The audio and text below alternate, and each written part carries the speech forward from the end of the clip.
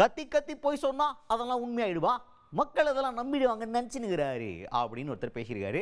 யார் அவர்? தமிழ்நாடு முதல்வர் மு.க.ஸ்டாலின் அவர் தான். அவர் ஒரு மேடையில் பேசும்போது எதிர்க்கட்சி தலைவர் எடப்பாடி பழனிசாமி அவர்களை பயங்கரமாக அட்டாக் பண்ணி பேசியிருக்கார். என்ன சொல்றாரு அப்படின்னு பார்த்தீங்கன்னா, ஊர் ஊரா சுந்தரா டிராவல்ஸ் பஸ் ஒன்று வச்சுக்கினார். அந்த பஸ்ஸில் ஊர் ஊரா போயிட்டு வெறும் பொய்யா கத்தி கத்தி பேசினுகிறார். அவர் என்ன நினைக்கிறாருன்னா, சத்தமாக பேசிட்டா அவருடைய ஓட்டலக்கா ஆட்சியை மறந்துட்டு மக்கள் இப்போ இவர் பேசுறதெல்லாம் நம்பிடுவாங்கன்னு நம்பிட்டு இருக்கார். இதெல்லாம் மக்களுக்கு தெரியாதா? மக்கள் என்ன அவ்வளோ பெரிய முட்டாள்களா அப்படின்ற லெவலுக்கு பேசியிருக்காரு முதல்வர் மு.க.ஸ்டாலின் அவர்கள். எதிர்கட்சி தலைவர் திரு பழனிசாமி அவர்கள் இந்த பகுதிக்கு வந்தா மட்டும் தன்னை மேற்கு மண்டலத்துக்காரன்னு சொல்லிக்கிறார். எந்த தைரியத்தில் எதிர்கட்சி தலைவர் இந்த பகுதியில் இருந்து தன்னுடைய பிரச்சாரம் தொடங்கினான்னு எனக்கு புரியல. ஆனா நிச்சயமா சொல்றேன், அதிமுகவோட 2026 தேர்தல் தோல்வி இங்க இருந்து தான் தொடங்க போகுது.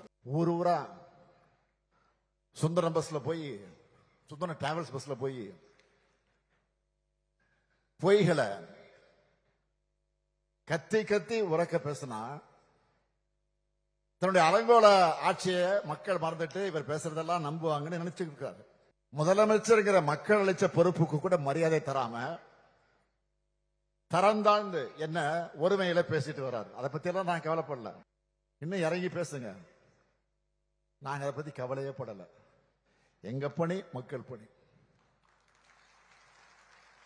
உங்களுக்கு எல்லாம் பதில் சொல்லி என்னுடைய நேரத்தை வீணடிக்க நான் விரும்பல. ஏதோ தன்னை எம்ஜிஆர் நினைச்சுக்கிட்டு, ஜெயலலிதா அம்மையார் மாதிரி நினைச்சுக்கிட்டு சவுண்ட் விடுறாரு.